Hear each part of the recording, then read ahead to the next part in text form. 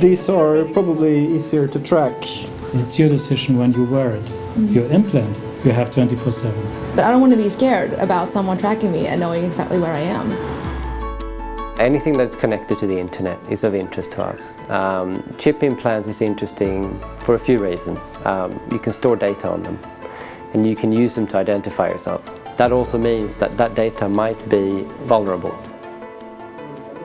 Most people think that Kaspersky is an antivirus company, and we are that, but we're a global security company doing all kinds of security research, and we want to be on top of all new trends that we see.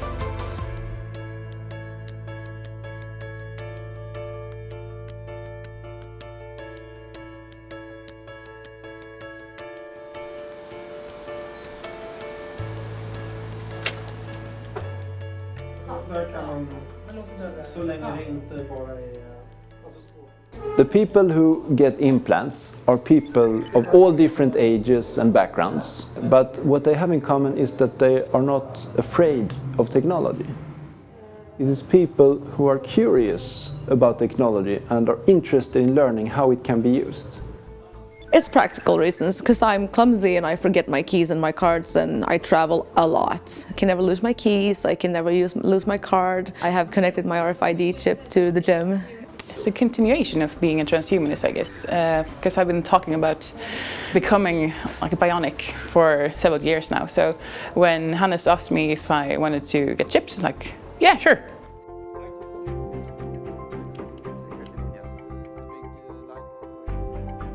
The risks of these biochips at the moment are changing or deleting data which may be essential on a chip, or even cloning data from a chip in order to abuse and use this data another way. On the other side, privacy risks, of course, when it comes to the possibility of tracking people.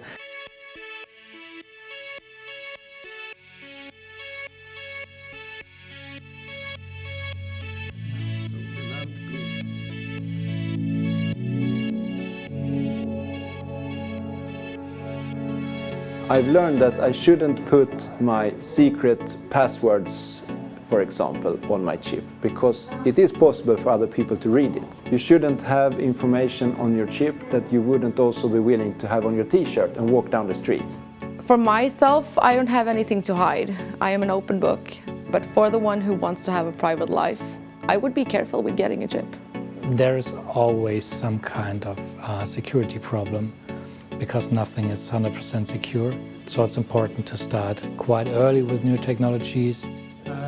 With the use cases from these people actually chipped, I think that you can actually start looking into if there's any security implications, maybe attacking the device itself that you're communicating with, the app on the phone or the lock in the door, or the device that actually reads the data. Maybe that's something that we should look into and not specifically the chip itself.